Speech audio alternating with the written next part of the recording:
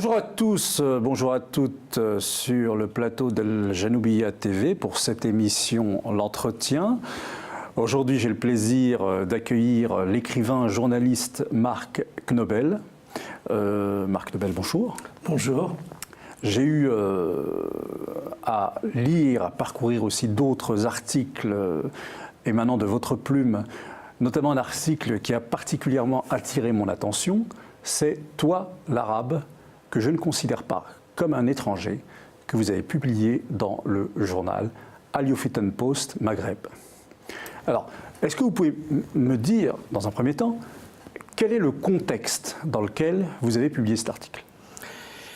L'article a été publié il y a quelques mois. Je regarde un peu ce qui se passe autour de moi. Je m'aperçois que, mais je le savais depuis longtemps, qu'on a une très grande facilité à désigner l'étranger. Que les mouvements populistes et xénophobes qui montent en puissance en Europe cherchent des boucs émissaires à tous les maux de la terre et aux maux qui affectent leurs pays respectifs. C'est le cas en France. Et cette facilité à désigner l'immigré, le réfugié, l'arabe, le noir et d'autres me paraît insupportable.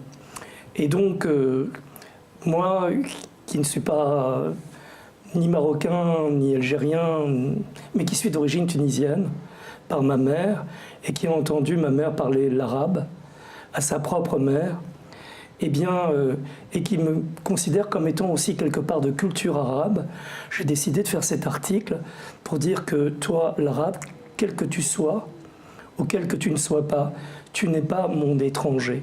J'aurais pu écrire, toi, l'italien, tu n'es pas mon étranger. Toi, l'humain, tu n'es pas mon étranger. Alors, tu participes d'une culture peut-être différente, tu as une autre religion. Ta langue n'est peut-être pas la mienne, je ne la comprends peut-être pas, mais ton cœur et mon cœur sont exactement les mêmes.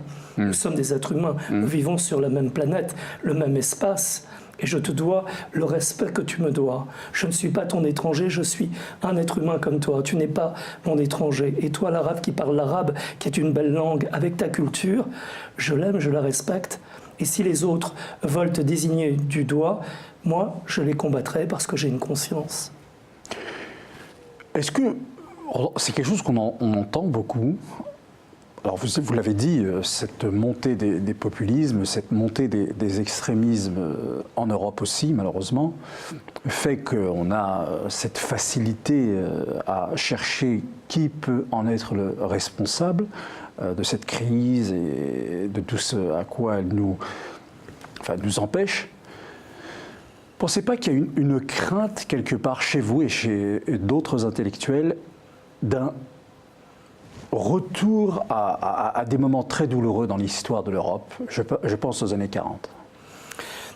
Alors, consciemment ou inconsciemment, il y a cette crainte. Les contextes sont différents. Oui, bien sûr. Mais il y a un sujet qui a monopolisé ma pensée pendant un certain nombre de mois. C'est l'hostilité à l'égard des réfugiés.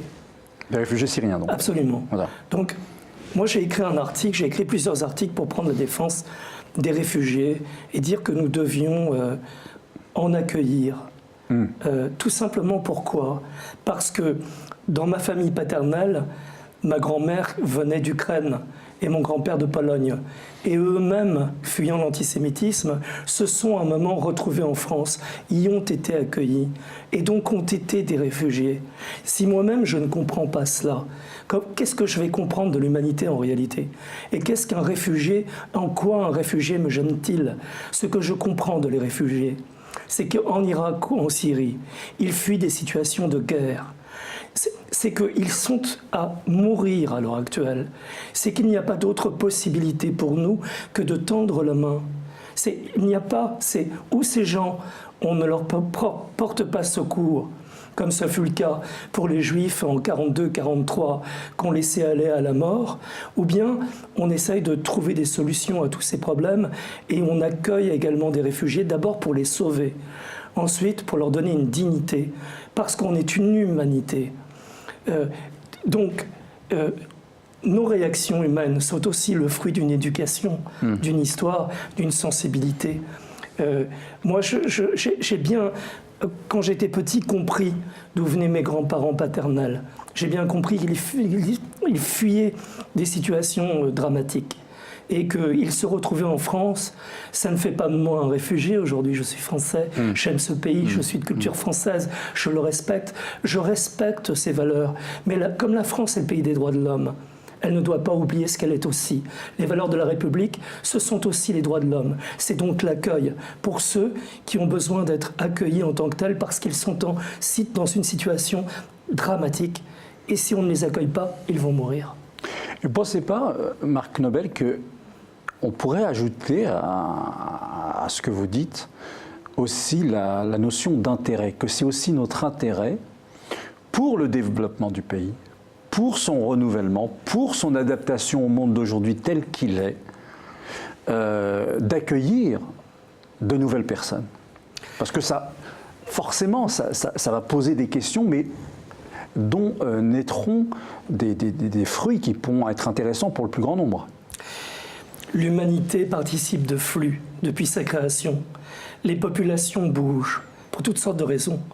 Des gens vont d'un endroit à un autre de cette planète, voilà, se fixent ailleurs et participent ensuite de leur travail, de leur savoir, de leur culture, de ce qu'ils trouvent ici.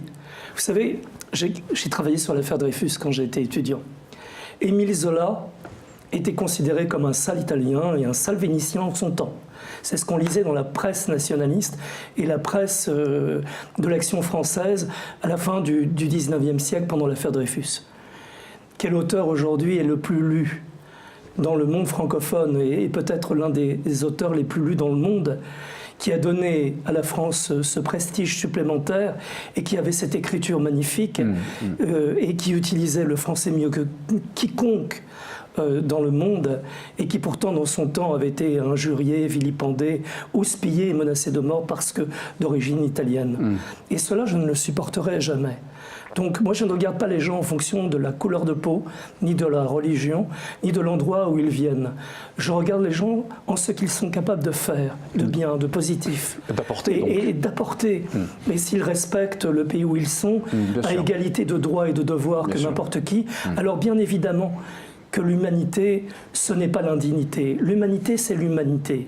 Ce n'est pas de stipendier des gens, de les désigner, de les désigner du doigt et d'en faire des boucs émissaires.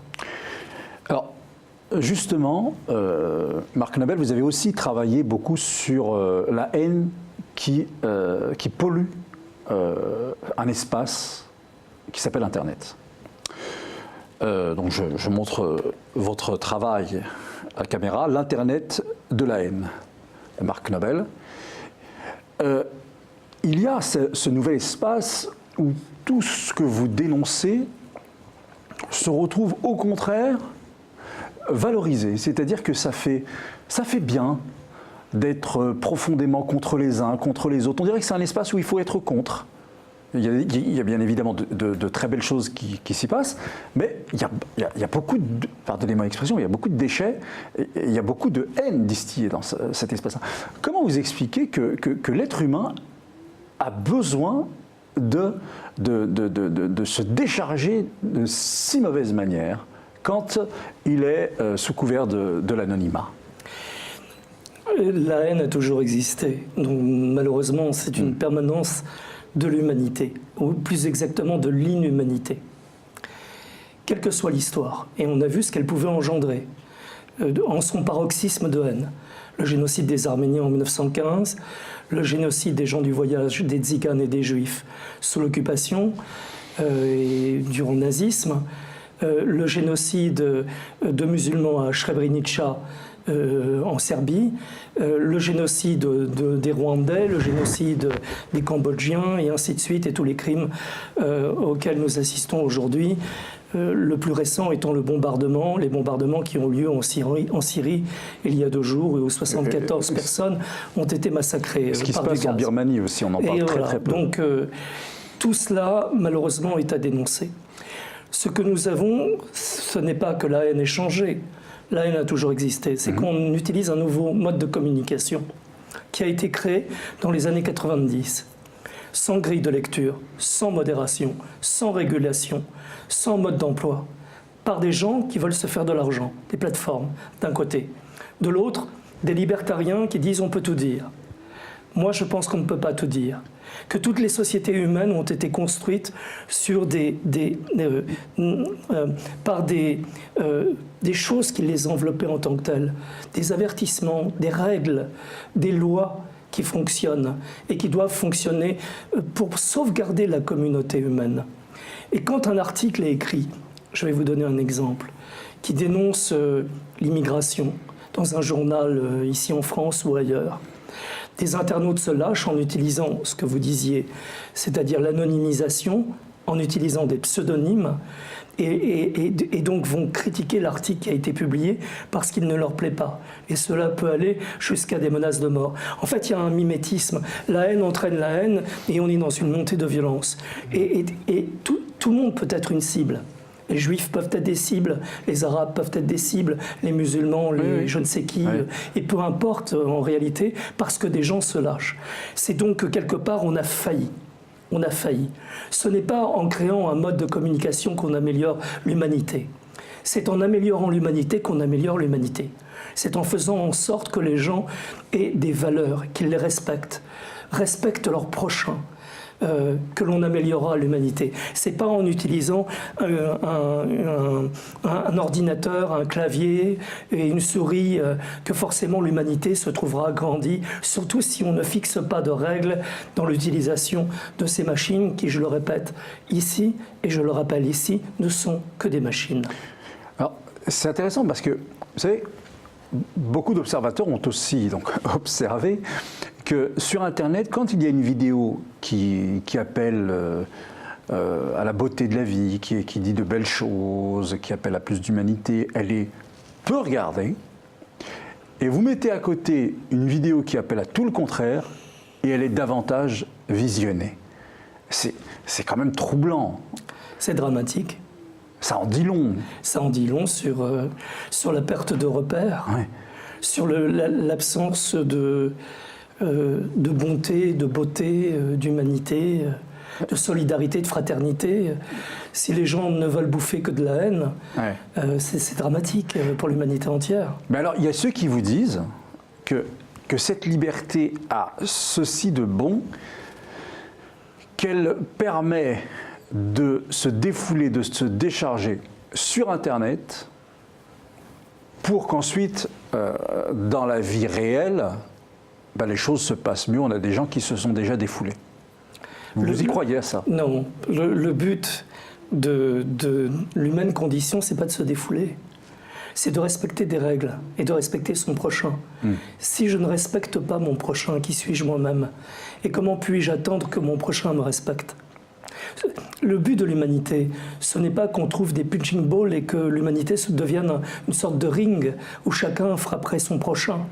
Le but de l'humanité, c'est que dans l'espace commun qui est notre planète, on se respecte les uns et les autres. On respecte les cultures des uns et des autres. On respecte son voisin. On respecte son prochain, comme on attend d'être respecté soi-même. Si les gens pensent que pour se défouler, ils ont besoin d'un instrument qui peut les entraîner dans les dérives que nous connaissons. Parce que la haine est communicative, elle est maladive. Bien sûr. Et il peut y avoir d'ailleurs, avec cette haine, des utilisations morbides, des menaces de mort, et quelquefois il y a des crimes qui sont commis. Cela nous le savons. Alors c'est une défaite de l'humanité. Ce climat sur lequel vous revenez à l'instant, évidemment, Internet en est aussi l'une des sources majeures, puisque moi aussi j'ai du mal à croire que ce qui se dit en quantité très importante sur Internet n'a aucune, comment dirais-je, n'a aucune conséquence sur le psyché et donc n'a rien à voir avec sa réalisation sur le terrain. J'ai beaucoup de mal à le croire. Mais pourtant, les gens continuent, certaines personnes, à défendre cela sous le couvert de la liberté. La liberté, la sacro-sainte liberté. Oui, mais en France, le racisme n'est pas considéré comme une opinion, c'est un délit. Et il doit rester un délit. injurier quelqu'un. Alors, on dirait que sur Internet, c'est pas un délit. Non, mais parce que... malheureusement, c'est parce qu'on n'a pas fixé de règles qu'il y a une absence de modération, de régulation et de responsabilité des acteurs publics, en réalité. Mais voilà, mais Marc Lebel, injurier son prochain, quel qu'il soit, parce que l'un est juif, parce que l'autre est arabe, parce que l'autre est chrétien, parce que je ne sais quoi, ce n'est pas une opinion, c'est faire du mal à quelqu'un.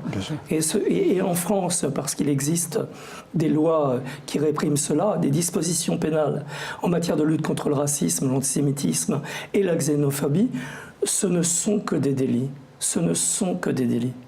Mais alors, comment, concrètement, moi, j'ai du mal à comprendre parfois qu'un État qui a sa justice, qui a légiféré, qui a toutes ces structures qui... Comment se fait-il? Qu'est-ce qui se passe? Il y a une frontière infranchissable dès que c'est sur Internet, on ne peut plus, c'est plus de notre ressort. C'est du ressort de qui alors? Le problème, c'est que comment faire, quelle autorité peut contrôler tout, entre guillemets, tout cela. Quand des injures sont publiées, des associations reçoivent des signalements. Ces signalements sont traités par elles. Ensuite, elles communiquent si elles le souhaitent et si elles pensent que les propos sont éminemment injurieux et délictueux, elles communiquent au parquet en vue qu'une enquête se fasse. Et peut-être que l'auteur de ces injures ou le directeur de publication des injures, là où elles auront été publiées sur un site en question, seront traduits dans un tribunal pour y être condamnés. Par le peuple, car un jugement en France, c'est le jugement du peuple. C'est un jugement populaire, n'est-ce pas? Et une règle fondamentale en France, mais également dans d'autres pays qui ont une forte histoire, à la différence d'autres pays, c'est que le racisme n'est pas une opinion. Il n'est jamais une opinion, pas plus que l'antisémitisme. Ce sont des délits. C'est pour cela que des associations se tentent de porter à la justice un certain nombre de signalements qui leur ont été apportés ou qui ont été déposés à elles et qui nécessitent une réponse ferme de la justice de notre pays. Marc Lebel, sur cette question enfin, si cela existe, c'est parce qu'il y a des acteurs qui mettent cela en place et qui permettent cette alimentation de la haine sur Internet. Mais tous les gens de bien, où sont-ils? Pourquoi eux-mêmes n'occupent pas Internet? Parce que la meilleure réponse au mal, c'est le bien. Et je crois, alors je vous demande votre avis là-dessus, c'est qu'il y a aussi quelque chose qui a largement façonné l'être humain de ces dernières années, c'est que c'est devenu un consommateur frénétique et que du moment qu'il consomme, qu'il assouvisse un petit peu son ego, pour le reste, le respect, la culture et tout cela, ça passe au mieux, au second plan. Vous savez, nous sommes, vous, moi, des hommes d'engagement. Mais ce n'est pas donné à tout le monde de s'engager. C'est-à-dire que pour s'engager et défendre des causes, ou simplement penser à un certain nombre de questions, il faut avoir les mécanismes qui le permettent.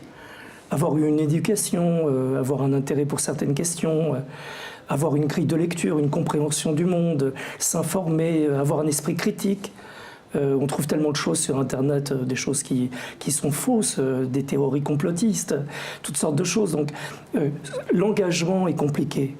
Ce n'est pas un ressort automatique chez l'être humain. Surtout que il faut reconnaître que les gens, quelquefois, vivent des situations difficiles. Il y a, en France et partout ailleurs, des fractures sociales. Des gens qui, à l'heure actuelle, sont obligés de travailler dur pour gagner leur vie. Et le peu qu'ils gagnent pour pouvoir éduquer leurs enfants.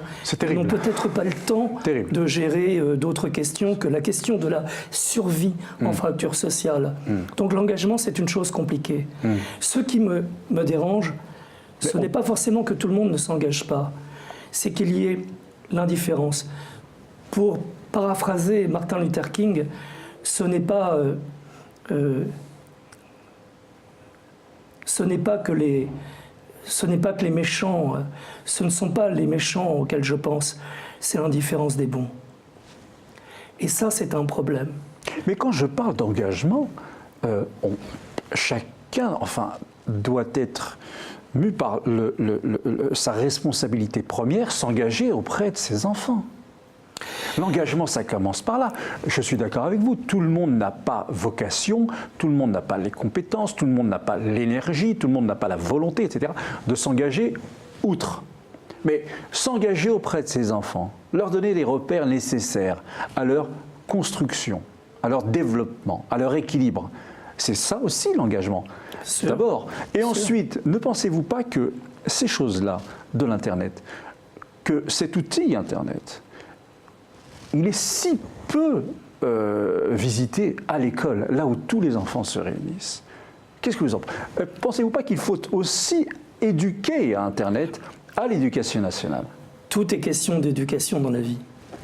Bon, moi, depuis le temps que je travaille sur ces sujets, j'ai la conviction que si on donnait à aimer aux gens et on leur apprenait un certain nombre de valeurs, si on demandait aux gens d'être plus responsables, de faire attention à ce qu'ils disent, de faire aussi attention à ce qu'ils sont, de tendre la main, d'avoir un esprit fraternel, de respecter des valeurs. En tant que tel, les choses iraient mieux. Seulement, pour répondre à votre question, aujourd'hui, des parents ne savent plus comment éduquer leurs enfants. Les parents ne sont pas forcément derrière leurs enfants lorsque leurs enfants surfent sur Internet. Ils ne savent pas ce que leurs enfants voient sur Internet. D'ailleurs, toute la cellule familiale traditionnelle telle qu'on la connaissait il y a une trentaine d'années a un petit peu explosé avec les familles recomposées. Tout à fait, et on n'en parle pas, c'est ça. On n'en parle pas. Et auparavant, tous les soirs, la famille se retrouvait derrière le poste de télévision. Aujourd'hui, chacun est dans sa pièce avec son outil de communication. Et donc, les parents, quelquefois, abandonnent ou ne savent plus, ou ne savent pas comment faire. C'est déjà un problème. L'école peut jouer un très grand rôle, à la condition qu'on donne en chaque école les mêmes moyens. Il ne doit pas y avoir une école pour les pauvres et les déshérités avec peu de moyens, et une école pour les riches avec beaucoup de moyens. C'est aussi une question qui est posée. Et dans les banlieues difficiles, j'ai été élevé dans une banlieue, il faut donner de l'avenir aux gens. Il faut leur donner de l'espoir. Il faut leur dire, vous allez à l'école pour vous en sortir, pour d'abord être un bon citoyen, pour ensuite avoir un bagage, pour apprendre des choses, pour évoluer, pour changer votre vie, pour arriver, pour être digne de ce que vous serez et de ce que vous ferez. Et malheureusement, c'est compliqué parce que l'école est encore aujourd'hui, des fois, le dernier rempart dans notre société. Oui. Les enseignants ne sont pas forcément préparés. Un prof de maths est un prof de maths, il donne des cours de maths. Un prof d'histoire avec 2 heures d'histoire par semaine, c'est une tâche extrêmement difficile. Et comment parler à une masse de 40 élèves qu'on a devant soi? Comment aborder certaines questions? Vous savez que dans les cours d'histoire, par exemple, parler de la Shoah ou de la guerre d'Algérie ou de la colonisation ou des femmes, ce sont des sujets difficiles. Les enseignants ne sont pas forcément préparés à en parler. Toutes ces questions sont compliquées. Il y a peut-être un manque de formation, peut-être aussi chez certains un manque de courage, peut-être aussi un abandon. On a parlé d'un livre, il n'y a pas longtemps, reparlé d'un livre qui s'appelait « Les territoires perdus de la République ». Je crois que c'est un mauvais titre. En fait, il s'agit de territoires abandonnés par la République. Terrible ce que vous dites là. Oui, abandonnés par la République. C'est-à-dire que l'État a failli, c'est-à-dire il a laissé tomber. J'ai vu un reportage à la télévision sur France 2 de la ville de Grigny. C'est une ville qui est désolée. Enfin, on voit bien c'est un ghetto de misère, en fait. Et donc, il y a un abandon quelque part. Si vous mettez tous les gens en déshérence ensemble, parce qu'ils n'ont pas les moyens de vivre autrement, et si vous ne donnez pas à leurs enfants l'espoir d'y arriver, si vous ne leur donnez pas une éducation performante, si il n'y a pas de centre culturel et de terrain de sport, si les immeubles sont dégradés, Quel est leur quel avenir horizon. et quel est leur présent. Merci. Marc Nobel, merci pour ces précisions, merci pour ces invitations à la réflexion, en fait. Parce que je pense qu'il y a encore beaucoup de réflexions à avoir, mais à avoir en profondeur, et des réflexions pour changer les choses et non pas uniquement pour que ça reste de la réflexion. Merci à vous, et je vous donne rendez-vous pour un autre numéro de l'émission L'Entretien sur Al Janoubia TV. Au revoir.